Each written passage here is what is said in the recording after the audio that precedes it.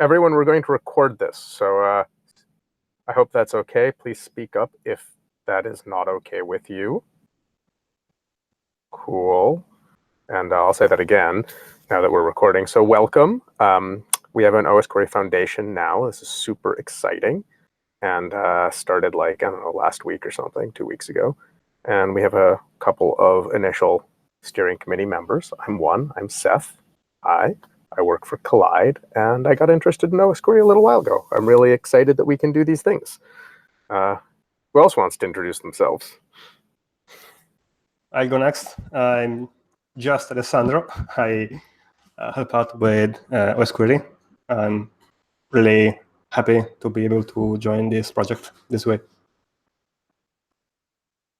Hey, and I'm Zach Wasserman. I've been working on OSQL since the very beginning with Mike Arpaia at Facebook, and through that across a couple of different organizations, companies doing consulting and all sorts of things. And I'm now a founding member of the technical advisory committee in the new foundation.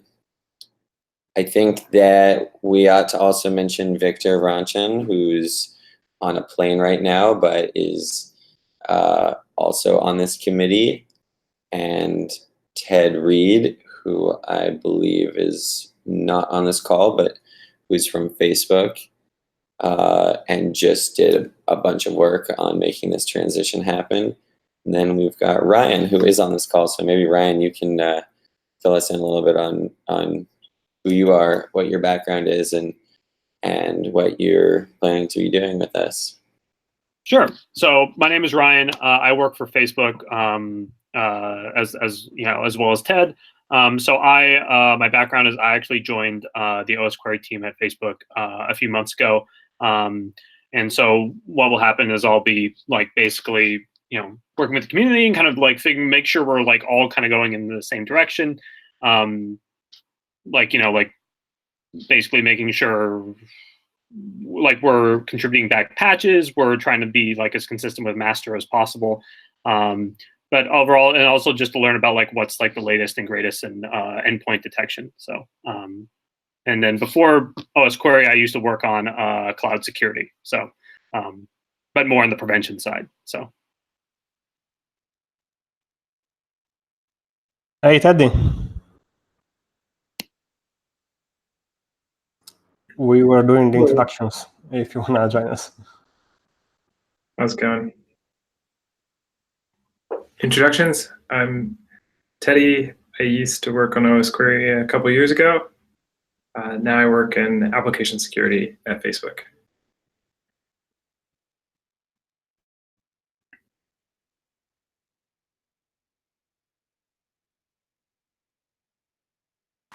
Okay, I guess we can get started with the agenda.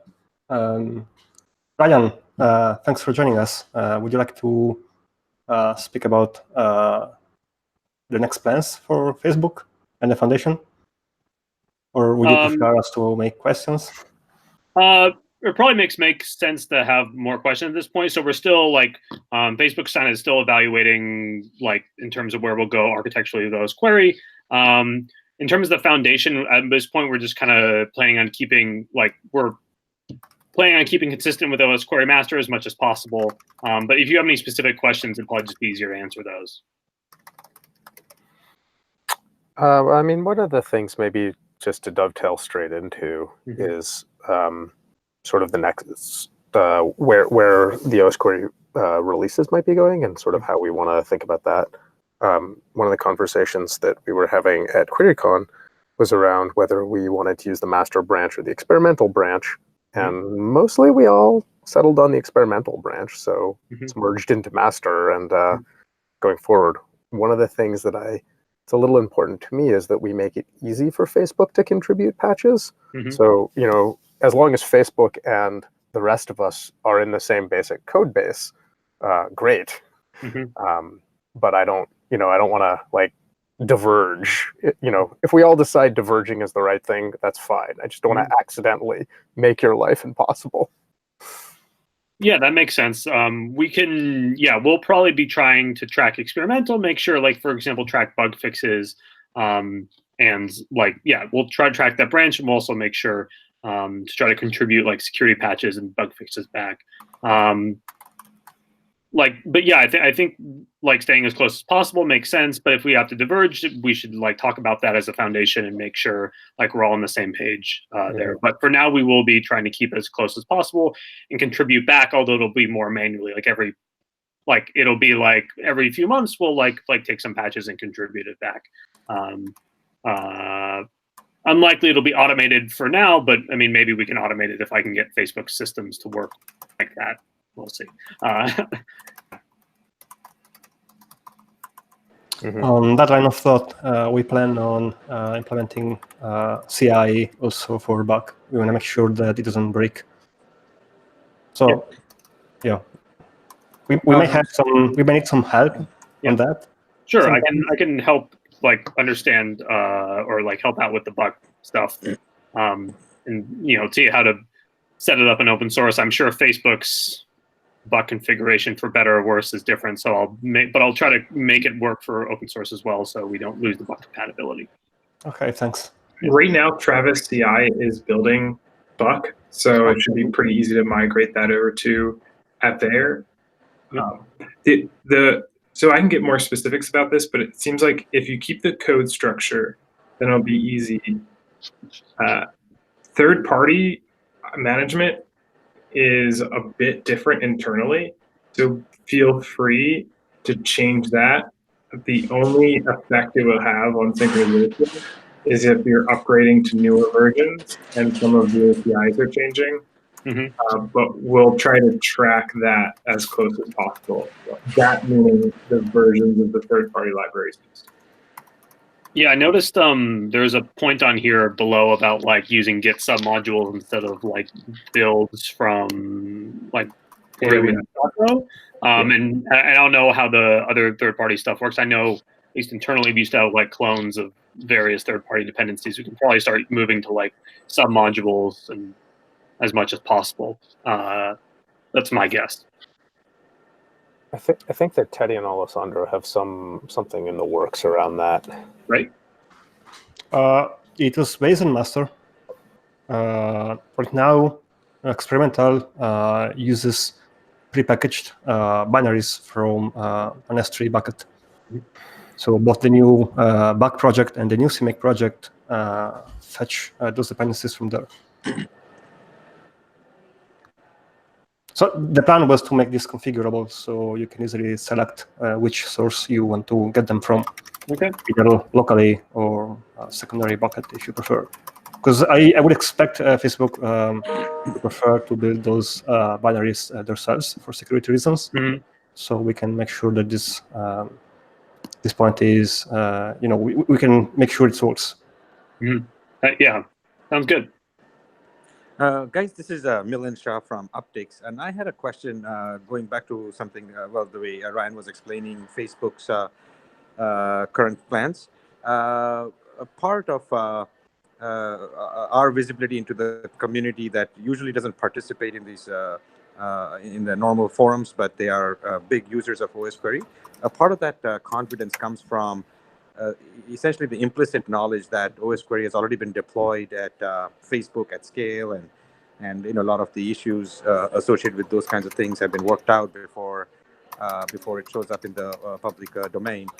Is that model breaking now? Ryan, I could interpret your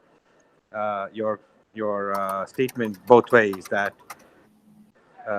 either I could say that effectively the code that Facebook will be running will be at best a variation of what's in the open domain. At worst could be essentially a fork which is only loosely connected. Could you comment more on that? What can we say about when something, how many people are actually using or how widely deployed is the new public domain OSQuery when we release versions and so on and so forth?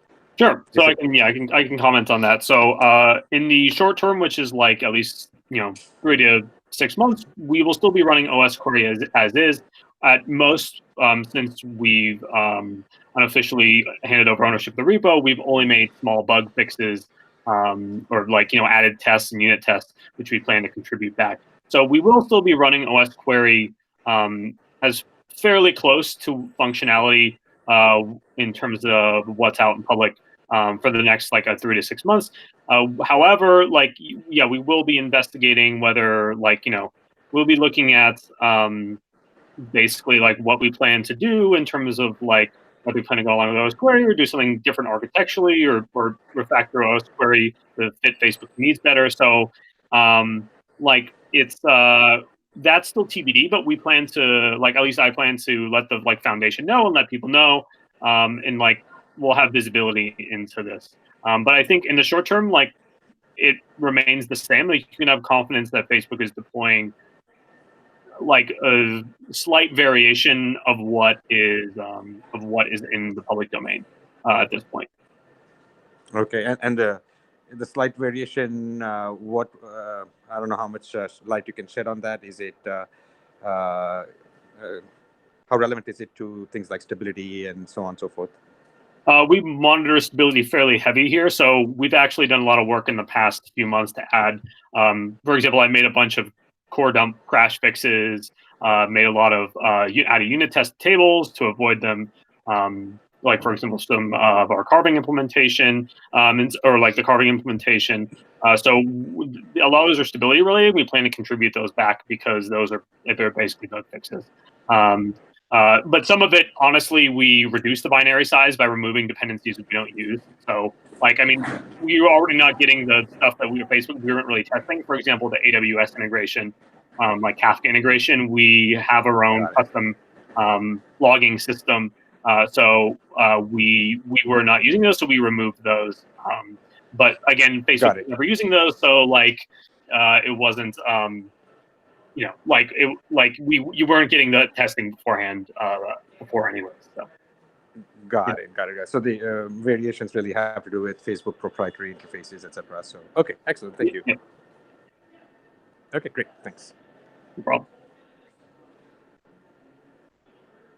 Well, and I think one of the responsibilities we now have as a foundation and as community members who care about this project is to find ways to make sure that we're getting new changes and releases of OS query tested across a variety of infrastructure. And I think that one of the things that we've seen from Facebook and that we now have confirmed from Facebook is that they're not leaving the project and they're not leaving their releases. So we need to find ways to do these things. So if you vendors or larger deployments or anyone who cares about this community have ways that we can run newer releases, that's going to be really helpful. And one of the things that we've talked about is like trying to get nightly releases available of the OS query binaries so that we can start catching regressions more quickly. If folks have ways that they can automatically deploy those things to maybe systems that are less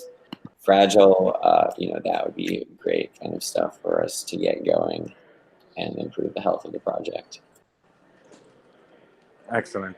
Yeah, no, that I don't know if this open forum is the right place or this big forum is the right place to discuss, but we'll certainly create threads in which Upticks for sure would like to contribute. We have our own test harnesses and we have access to fairly large customer deployments, many of them in staging areas, which could be appropriate for, pre-testing good candidates for OS query and so on. We'll certainly have a lot to say and contribute, hopefully, in that area. There's an OS Query Foundation GitHub issue, I think maybe issue number 2, that is basically about, we should create some kind of nightly beta stable release structure, and all the details are TBD, but there's a GitHub issues to start talking about that in. Milan. Okay. So one of the items on our agenda was sort of planning for the next release. I know a couple of people have been willing to test, and we merged the branches. I think probably the next steps on that are getting the build system moved over from OSQL. Yeah, we have someone, Stefano, actually working on it. So yeah, what is going to happen there is we are renaming everything from OSQL back to OSQuery, restoring the old README. We also have a couple of things to change, like the CI also uses the OSQL name. And for the time being, we would like to move our Azure pipelines inside the OSQuery repository. And in the future, we can have the Linux Foundation actually get their own account for whatever they want. It doesn't have to be Azure pipelines. We just want to have test coverage during the switch from OSQuery to Linux Foundation. I'm good with that. Do you need any help? Is this basically all just Stefano doing shuffling around? We will have to enable access to Azure pipelines to the OSQuery organization, but I think that is all. Okay, so it sounds like I created an OSQuery milestone in GitHub. Excuse me, a 4.0 milestone in GitHub. Awesome. We'll update it. Thanks. Yeah, I don't know if you even need an issue, or if like, I also tend to think issues are a little silly if you're actively working on something. Like, there's no need to track that you're doing this if you're doing this. So, yeah. I mean, it communicated outward so that no one else is also doing it, right? There's no one else who's going to be porting the OSQL build system. So I really like this conversation. I want to come back to it, but I want to interrupt it just a little bit to bring it a little high level. My question is like, can we talk about the code owners? Because one thing I would like is to give the community a little bit more autonomy about reviewing code. And we have a lot of PRs that need to be refreshed, rebased, and then the build system has to be ported, the pipeline has to be added. All of these things, it seems like there's minor blockers in like right access to the repo, or like adding the right hooks into the repo from the settings page inside GitHub. And so all those things in mind, I want to pop it up to, does anyone have any fundamental, like plays devil's advocate? What would be an issue of working on a code owners right now and starting to give right access to the people who are already committing to OSQuery? One contingency there would be like requiring one person to do a code review, and then just asking the whole community to get a code review from someone that you know is going to put in a legitimate review of like, why is a feature being added? Is the code quality up to the standard of the repo? And are the conventions of the repo being followed? So this probably goes into like a little bit more stylistic rather than just straight up code quality. But so I guess a couple decisions, like code owners sounds like a great thing. We can be really fluid in who owns what code. We essentially look at who is writing to the repo right now as far as submitting PRs. And the people who have a bit of experience doing this, we give them right access to the repo. To move that forward, like I think people could ask for it, and then we'll take a look and maybe give them some follow-ups if no, and then just give them access if yes. A follow-up might be like spend a little bit more time, get a few more PRs merged. And then the last one would be, is the one code review good enough, right? I have two other questions, maybe, two follow-on questions. Okay. One of them is, does it make sense to break things down a little bit? Like, we have people who are very knowledgeable in, for example, Darwin, but not other platforms, or in subsystems. Like, is the repo layout structured such that we can do that? I don't think so. And I think this is just like a diligence that I think is a function that maybe the technical steering committee can apply. So like every couple of days we can go in and review the things that have been merged, and we can see if people are moving too fast, if this is your question, right? If people are merging code into Darwin and they only have experience with Windows, and that breaks a little bit. But yeah, I don't know if we can do that gating just based on the layout of the repo.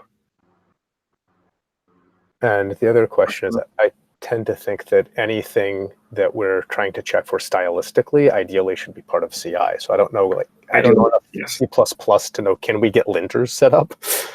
We already had Clang format checks on master. We have to restore them in the new CI. 100%. Like, those absolutely should be there. I don't know if they're a blocker though right now. So as I think we can do it in parallel, we can open up the right access, and then because it's really easy to just like later have one commit that just like apply Clang format and moves everything into well-formatted state. Speaking about the pull requests, our original thought was to start and reviewing them quickly and prioritize them before we start with the actual code review. I would counter propose that probably the most important thing is getting CI up, and once CI is up, I think that we can kind of just go over them, and like, I don't know that we need to do it as a group. Like, I can go over them, and the ones that look familiar to me or interesting to me, I can be like, hey, this thing, what's going on? And like ditto all of you on this entire fucking phone call. Like, we can all do that. I don't know that we need to like swarm them. I just don't know. I think it might be okay organically. Yeah, makes sense. I would also fix CI first before starting to merge things. I wonder if it might also make sense to evaluate the PRs on what we see as the level of risk to stability, and then try to prioritize getting lower risk things in and getting that new release out, just so we can build up some cadence of having a release and do so with lower risk changes, and then come back to the higher risk changes. I don't know that we need to merge much for PRs to get 4.0 out. Like, a lot of the PRs are like very small bug fixes or very small feature requests or new tables. And it seems great to get those going, but I would be happy with a 4.0 that was just based off master, and people could start testing it. And for all I know, we would ship a 4.1 with a bunch of that stuff added before we even finished baking 4.0. But I don't want to get too distracted merging PRs without having experimental tested in the various people who are willing to start testing branches.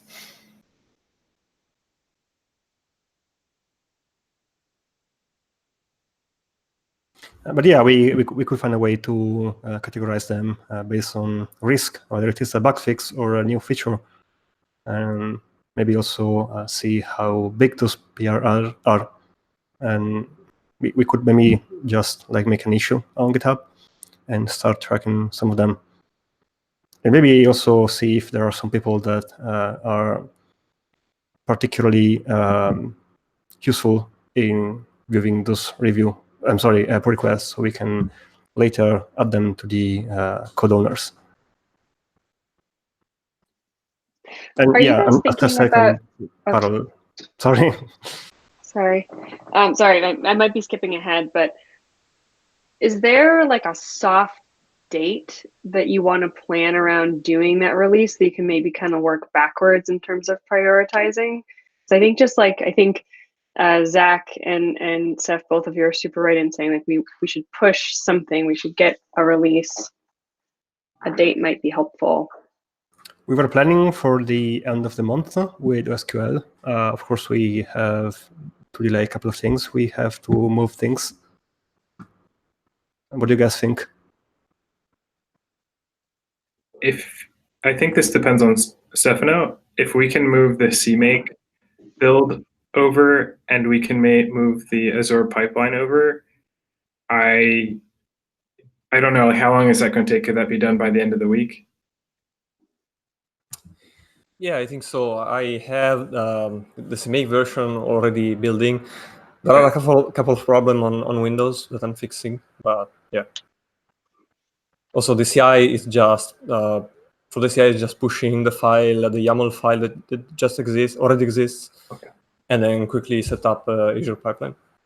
Well, let me ask a question. If the tests are passing on master, can we just cut a pre-release like now? I guess we have build artifacts, right, Stefano? Build artifacts of what? Sorry. Yeah, generating the packages from the CI. Not for master. Yeah, okay, I mean, sorry. master is now experimental. Yeah. Okay. Yeah. Sorry. We have a CPAC. Yeah, for that. And we also have. I've also tried a pipeline that builds them. Yeah. I'm just thinking like, so to release a stable thing, we have to have a thing that we're testing. And I mean, we could create a 4.0.0 pre-1 and, you know, just be like, here, we've, you know, stuck a flag down. Well, I know for sure that there are tests that are not passing on the Azure Pipeline CI. So some of them we ended up disabling them on OSQL in the original master. So we have to choose, maybe disable them again and see how it goes. Are we talking about the experimental branch, which right now is master? Yes. Yep. Yes. So if we can get that over, then if we can get the build system over, if we can make sure that like a majority of the tests are passing, then we can work together on, we can cut a release there, and we can work together on building packages for that. Yep. Yeah, just to clarify, I'm sure that most of it, it's only the test itself that's actually broken. So yeah, it's not showing an actual issue, let's say. Perfect. Yeah, in general, I'm on board with this idea of making an RC1 or whatever we want to call it and getting people testing it, because I think that, again, in my opinion, one of the most important things we can do here is make sure that this is a good release, that this first community release is a good release that people are happy running. I'll be right back. I just need to change rooms.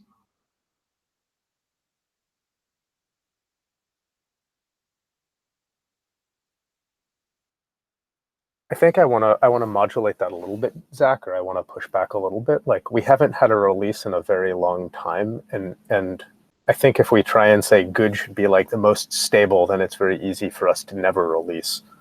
So I sort of think there's almost like a minimum bar that we should meet, and once we meet that, we should go forward and try and like just get continual improvement.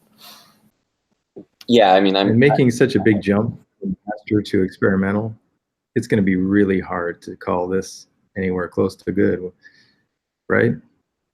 I mean, normally you start with a known quantity master and then you add to it a little bit by bit, and that's I would say we're Alienvault AT&T. We're unfortunately gonna have to stick with the old master stuff and you know, try and at least keep apprised of progress here, and hopefully later on join forces once we know things are stable.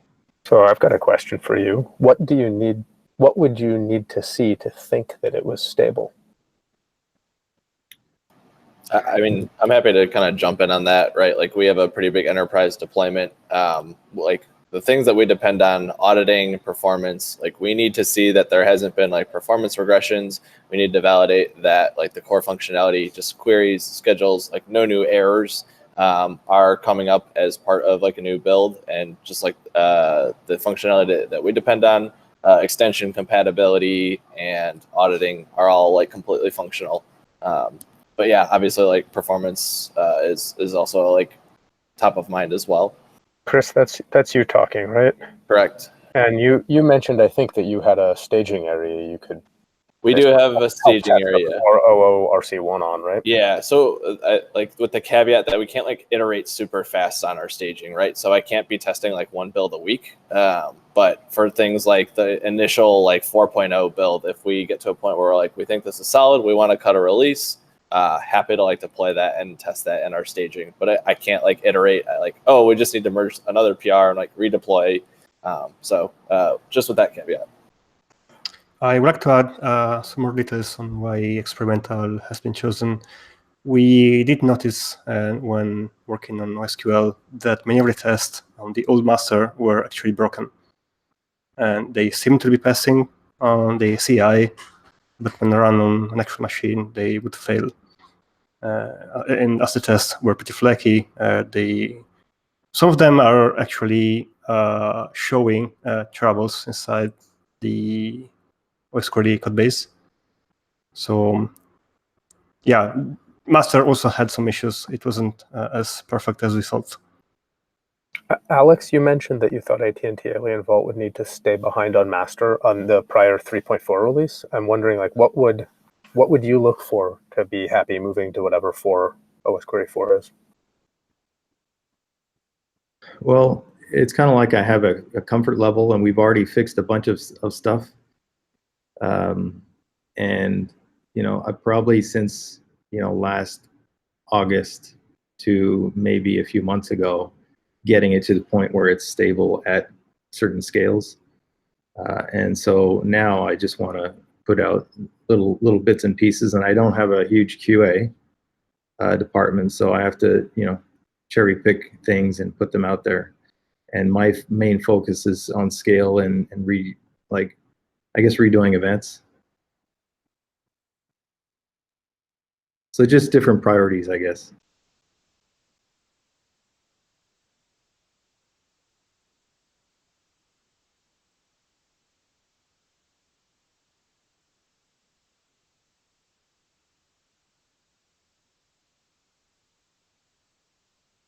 Sorry, I'm skimming over the agenda. Just to recap a bit, it sounds like kind of we all recognize that there's going to be some testing and baking that has to happen. Various people have various resources, and some people are always going to hang out a couple releases back because of their enterprise world. Since we're speaking about the new CI, there are some limitations on the current release of experimental. We will not have signed packages for now, as it's not ready yet on our end for the CI, And we are also waiting for the Linux Foundation to acquire the keys from Teddy. So I have actually another thing that if you want me to sign packages, I can sign packages right now. Okay, nice. Thanks. And the last thing is that the extensions SDK has to be revised because, as far as I know, it is not working yet. Or rather, there is no support for it yet, even if the files are there. This is with Stefano CMake? Both of them, I guess. Both with CMake and Buck. Okay. Yep. That prevents you from building extensions against the new SDK. But if nothing has changed with the API, then you should still be able to run. Yeah, they will work fine. Already built, right? As far as I know, the protocol hasn't been changed. Right. So yeah, it is more like a nuisance having to build with the old code base. Right. Hi guys, Teddy. This is Umar Reddy from Optics. And I've heard about testing resources. We can offer up a test resource for a week to test functionalities related to audit and TLS configure, things which impact our customer base. I think that's a significant piece. So we can do that when 4.0 is ready. Nice. Thanks for the help. No problem. Just let us know and schedule us in. And I think someone should take the effort to break this out into different areas and share them maybe. We could take up a few areas like TLS or audit, things where we use it quite a bit with our customers. So we have test cases for those. We just repeat those on 4.0. Yeah, makes sense.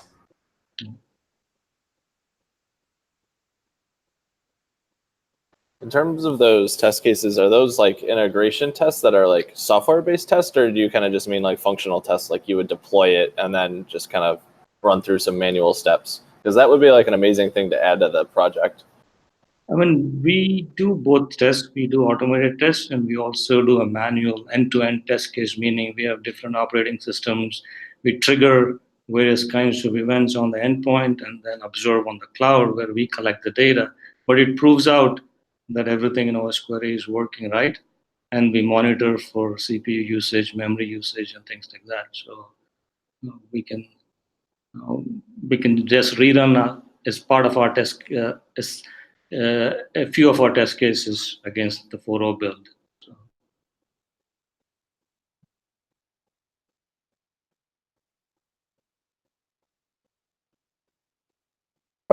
Question for the crowd of people. If we start pushing up nightly packages somewhere, how many of you would happily use them unsigned?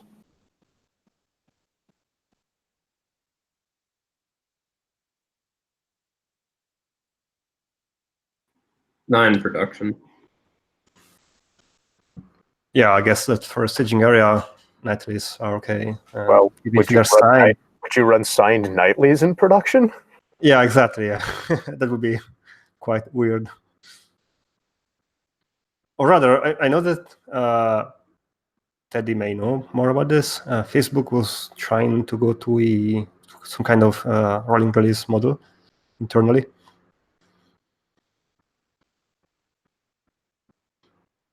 Yeah, I'm trying to the question. The question is like, if we had nightly builds, then I think generally debugging issues would be easier for people.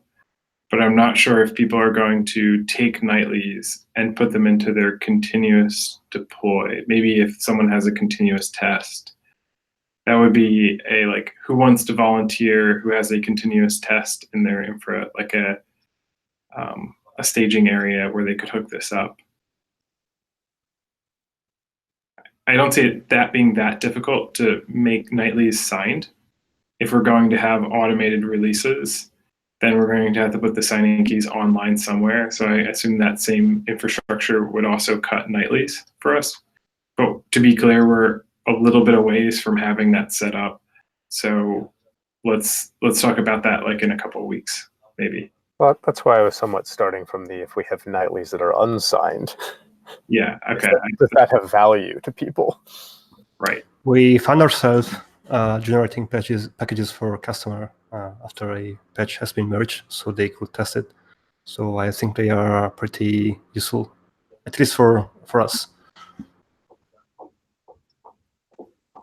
Sorry if this got covered a little bit, but like with the kind of original OSQuery repo, the way that you kind of determined whether a build was quote unquote like stable or not was through the releases, right? Like everything that was not guaranteed stable was a pre-release, and everything that was kind of was like an official release. Are we planning on continuing that trend, or are there other ways to kind of indicate whether something is like a more experimental beta-ish build versus like a... Yeah, I guess nothing will change. We will still clearly mark stable release as a stable. Okay. So we'll just stick with pre-release and regular release as kind of that? Yeah. Okay, cool. Just curious. I don't want to make super strong commitments yet because I think this may change over time. So there's sort of like initially we'll probably do something very close to what we're doing today with the least amount of changes. But like I'd love to get us to a system where, you know, if something is a package that's been, you know, if we cut a 4.1.0 release and it's signed and we're happy with it, you know, why would we rebuild it? Like what does an immutable build artifact mean, and how do you promote something from like an unstable to a stable channel? And like I don't know the answer to that or what we want, but I don't want to promise that. I don't know yet. So the reason there is to make sure that there is no way for committers to steal the private key. So you would naturally want to separate the machines. And that is why we originally have an internal plan to support signing. And this involves using a secondary repository, which is just a copy of everything that isolates the private keys. This will, of course, depend on what the Linux Foundation will decide to do. I don't think the Linux Foundation will be a decision maker. I think we'll have to come up with a best practice for ourselves and then implement that. We might be able to look to them for some guidance, but they're not going to decide.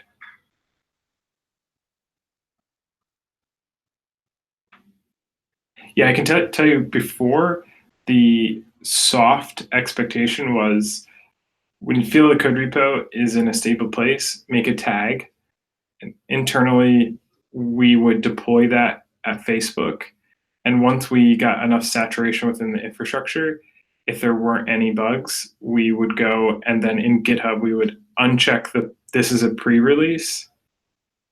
And so that would just signal inside of the release notes that this was a stable release. The next step was to go and publish the updates to the repo, so like Yum and the apt repos that were maintained. that was always a tricky thing. That was a tricky decision to make because I was always unsure of how many people were auto-updating from that repo. So I wanted to make sure that when the updates were pushed, when a new package, like when latest was pointed to a new package, that was as stable as it could be.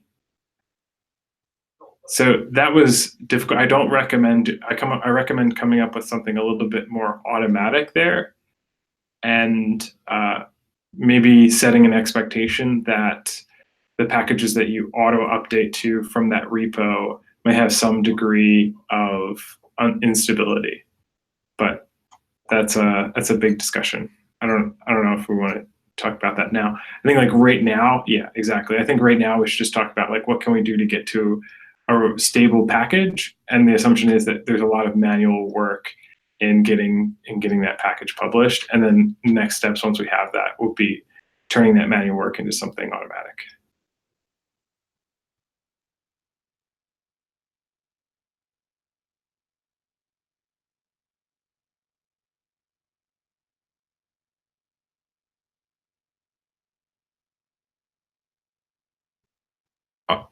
If I can grab the mic for a little longer, on on the topic of stabilization, looking at the repo right now, I agree that the number of PRs that have to be rebased and then merged to fix stability issues is very low. That's very accomplishable right now. The number of issues that are reporting bugs is very high. And for a small group to take those issues and then turn them into fixes for pull requests, that's a lot of effort. And I don't think we can accomplish that right now. So one thing I could ask of the audience is that if you see issues that are reporting bugs that you have confidence are bugs, how quickly can you get that into a code implementation that we can review? Will we receive any kind of support from Facebook? Is there other resources allocated on this? I have to go back and look at the specific bugs, but I think the only resources I can commit are those there you are. Where we have already been looking at the bug and already thinking about a fix or have landed a fix. I don't think we can do a hackathon or like a war room where we go and look at all these bugs and try to fix some of them. Oh yeah, of course. What I meant was if there are people inside Facebook that happen to fix those things, we will get a... Okay. Totally.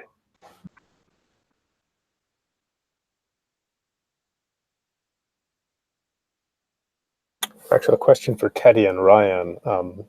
Both of you have mentioned that there is some set of bugs and tests y'all have fixed inside Facebook, and maybe someday those patches will emerge. Are those things that might emerge quickly? Like, should we actually hope that we get them before we try and cut a 4.0, or should we just assume that, you know, maybe someday some will show up, or give any guidance or timelines or feasibility? Or even for not working on the same issue, maybe. Yeah, I have to go and look at the list of issues and in bug fixes and tests. We can look at. It depends on your timeline. We can probably get a few of them within a month. But again, if your timeline is want to release in 2 days, probably not likely, especially because I'm in London visiting and doing stuff. So it depends on your timeline. But I'd say. I'd say I have to give you a really good answer. I got to go back and look at the bugs, but I'd say we can probably do a few of the crash fixes I made within a month or so. But going over I'd have to go over the issues. I don't a lot of these. We're not really audit D related and whatnot. Are not relevant to us. But I think we could probably get you some of those fixes and tests within the month. Okay, so my guess is if you're talking about a month timeline, we'll probably try and have cut a 4.0 by then, even if it's just a pre-release. But I'd love to see them in a 4.01 or 4.10 or whatever we name it. So, is it possible to assign those issues to someone so we know that you have people internally working on it? Yes, I can do that. I can. I'll write on my to-do list to peruse, like basically look over the issues, and if we fixed it, I'll assign it to myself and make a little to-do to merge it by end of the month. Thanks. Yep.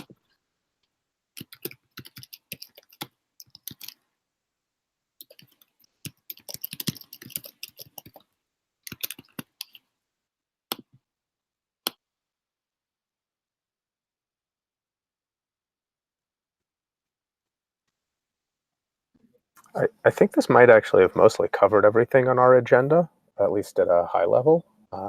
Yeah, we skipped a couple of things on, I mean, the first page is all right. We were thinking about, yeah, we mentioned code owners. We will, actually, Seth and Zach will work into moving. Are there further questions that folks SDKs. on the call have that you'd like to address in the last time here?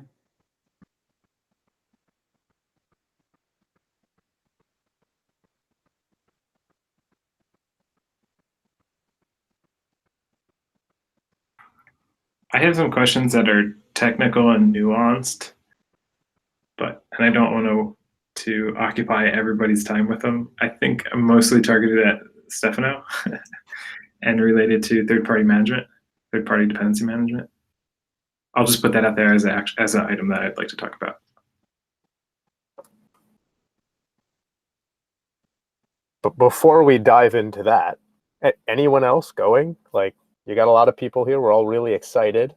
Future is rich. So, anyone have questions for this crowd? Please, please, please speak up.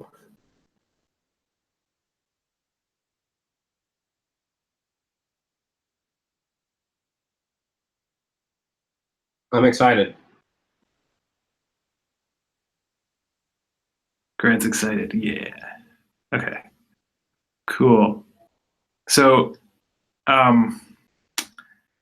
my request is to change the way we do the pre-built third-party binary management. I think it's a good, so I'll start with like the fundamentals. Like, I think pre-building the dependencies is a good idea, and it offers a good user experience to people who are building the repository, as well as it guarantees a reproducible build for OSQuery. And there are other ways to achieve these things, but I think managing the pre-built third-party dependencies isn't that much work, enough that we can put a little bit of effort into it and make it pretty easy.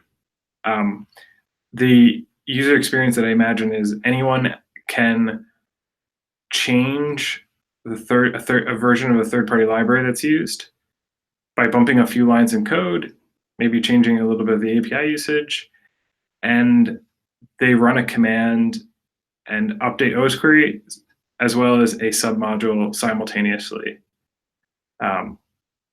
There is none of this like hosting things in AWS or S3 that require a little bit of like management from someone who has access to that. So that, I think that's at a high level up for debate. I would like to open the floor if anyone wants to debate it. I only have a question about the experimental branch. Are we going to move back to the custom toolchain?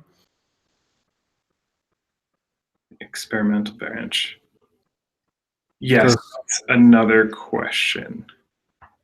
I think separating out the toolchain, not holding the toolchain within OSQuery, is a good idea. Oh yeah, but what I meant is that the experimental branch is no longer using any toolchain at all.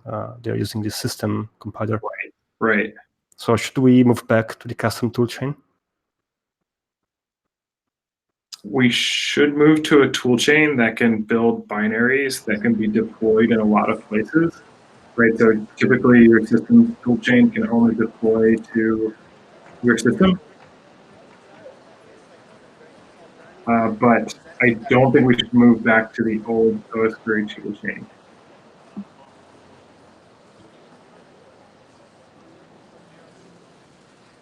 Yeah, the old toolchain was kind of painful to use with new projects. because there's quite some fiddling to do with CMake or any other system to make it work correctly.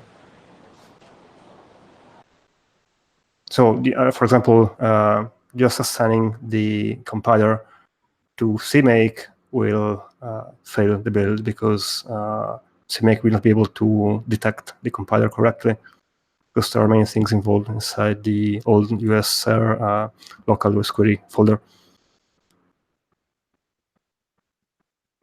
Do you have a preview for the new toolchain you were working on?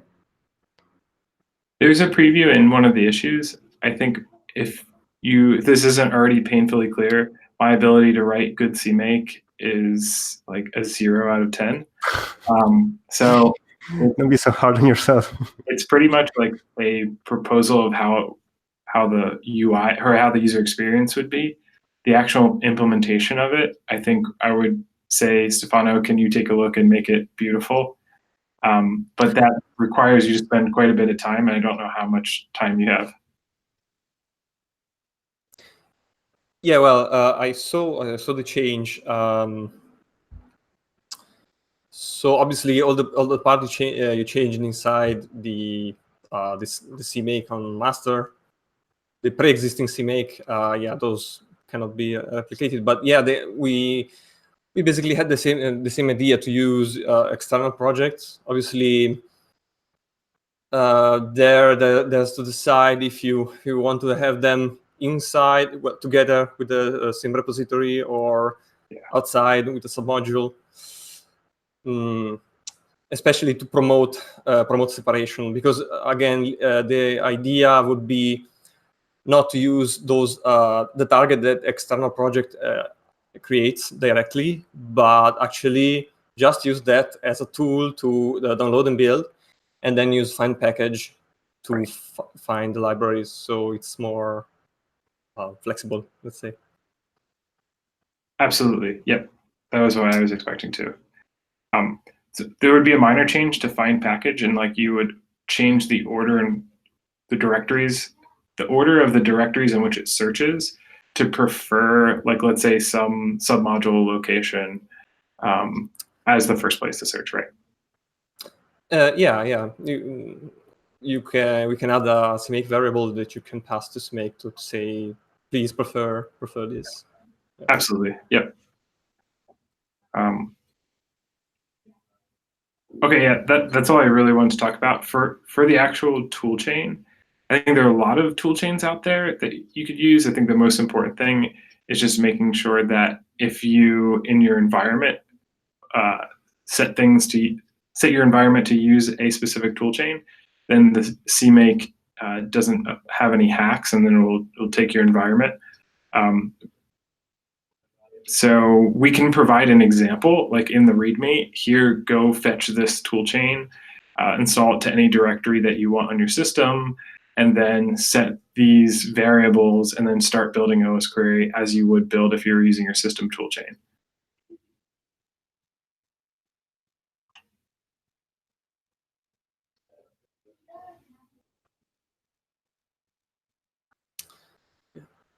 Also, okay, I make a comment.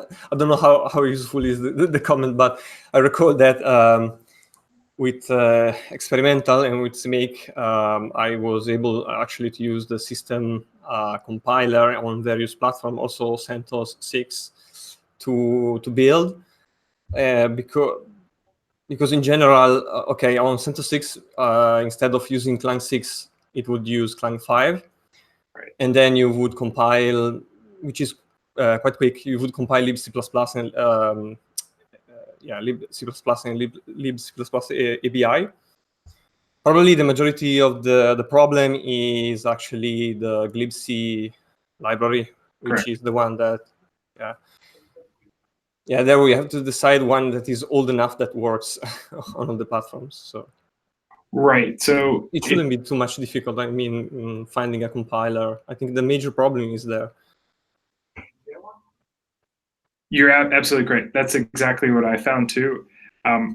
So if you wanted to do this from scratch, if you went to cross-tool ng and you said build me a tool chain and then specifically use this version of libc, whether that's glibc 2.13 or whatever, or maybe another implementation of libc, it's perfectly capable of building that tool chain, and then you can use that to build on Ubuntu 18 and deploy it to CentOS 5 or whatever.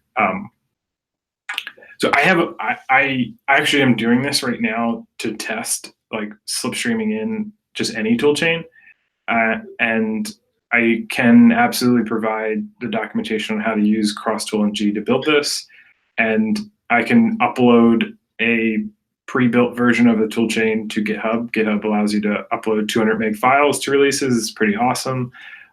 So I don't think this is I don't think this is a blocker, right? Okay, wonderful. Thank you. You got it. Thanks for doing that testing too. So final question, like Stefano, again, put you on the spot. How close do you think you are to getting the CMake build into OSQuery master? Like between, well, let's say today and tomorrow, basically. Yeah. Awesome. Cool. Yeah. Okay, folks, let's try to shoot for a release by the end of the week, or at least Monday. And let's not commit to it, but let's try it. I think we can also always cut a pre-release, and we can certainly just yammer about this on Slack as we need to. Yep. I'm putting up a PR for code owners as we speak right now. Okay, awesome.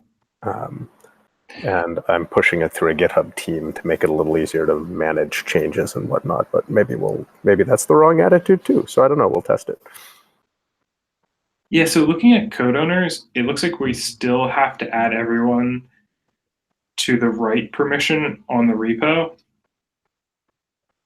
So it's not like it solves this quick way with a PR to add someone to have write permissions. It still requires an admin to go in and change that team, which is pretty unfortunate. Yeah, I think that's part of why I'm just pushing it all through a GitHub team right now. Yeah. So downside of teams is that there's no clear Git review history for adding people. I know, that's a pain in the butt. Yeah. It's in the security audits, but. So let's find a way, either code owners or contributors, to just label all those people to keep that transparent. I'm gonna rock roll. Thank you, everyone. Thank you. Good to see everyone today. Thanks. Thank you. Thanks. See you guys.